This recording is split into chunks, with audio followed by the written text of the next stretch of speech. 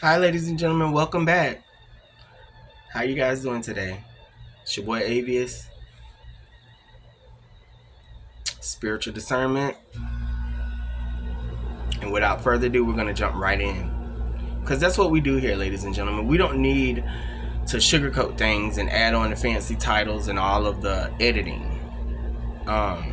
Perhaps in the future I'll do it. But right now, I just like to give it to you guys raw. Okay? I like to give it to you guys raw. We're going to talk about the Narcissistic Games. Ladies and gentlemen, you got to understand that this is a big game to the narcissist. They operate off of emotionally abusing others. So, when I say that, what I mean by that is, for example, ever been with a narcissist and they're withholding sex? Well, you best to believe the next person they are giving all of their sex to. See, it all depends on the situation and the scenario.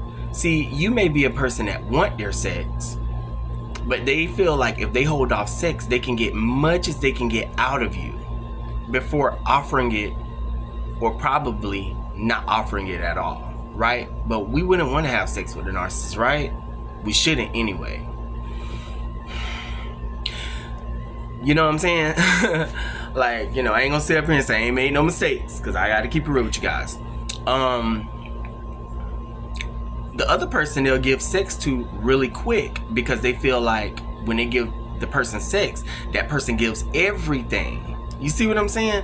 It's all a game about give and take and who's going to do this and who's going to do what.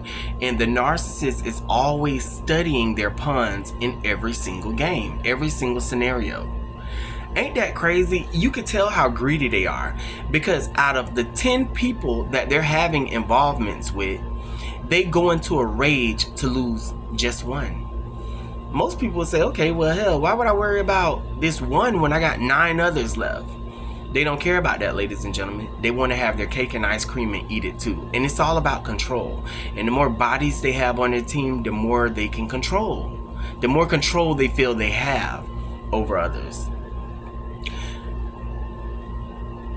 They move and slice and dice it every kind of way it is. It don't necessarily have to be dealing with sex, ladies and gentlemen. It could be dealing with silent treatments. It could be dealing with, one person they might give the silent treatment, the other they might not. The other person, the reason why they might not give them the silent treatment is because when they talk to that person needs the conversation, or, they just are insecure and they love the conversation that they get from the narcissist, and they give things, and the narcissist give them exactly that. See, the narcissist is always studying your every move.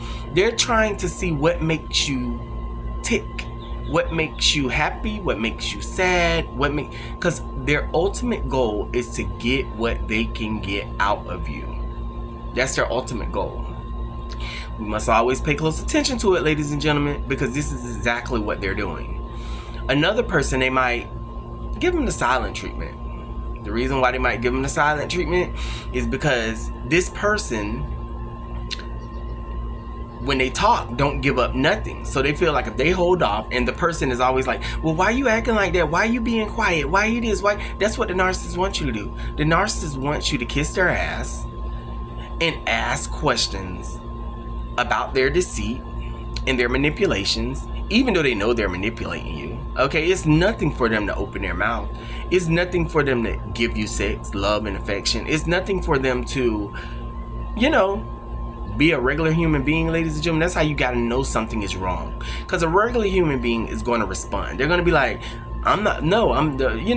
eventually they're going to open up. These silent treatments, ladies and gentlemen, can last from a few days to a few weeks, from a few weeks to a few months.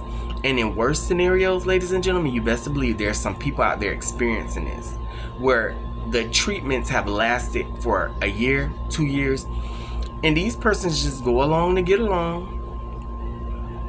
And the narcissists feel like as long as you going, that's all they need. I'm telling you, it's a very toxic situation, ladies and gentlemen, dealing with these treacherous human beings. Always monitor who you're interacting with. You should be able to count your interactions on your 10 fingers. Well, I got this friend, I got that friend, I got this associate, I got that. You know what I'm saying? Sometimes we don't even know who we're having involvements with because we're so all over the place. The narcissists love people that are a wreck. They love to go to people's house who's trashy and junky, as well as they love going to people's houses who's are clean and nice. It's all about the strategy of getting what they want. They would love to go to a person's house that is clean and nice because they feel like, ooh, they're living large, and I want to get intertwined with them. I want to get involved with them, and this and this and that. And the narcissist is always jealous, so they're jealous of a person that's well kept and stuff like that. So they want to see if they can break them down. Also, they would love to go to a person's house that's trashy. The reason why they would love to go to a person's house that's trashy is because it's a reflection on their mindset. A lot of people that are trashy, their mind is all over the place, ladies and gentlemen. Let's just keep it real. They're unorganized. And see, the narcissist loves this because the narcissist can get in and slip in and get whatever they want. Person not being able to keep tabs and keep track. Hell, they can't even keep a clean house. I'm just saying.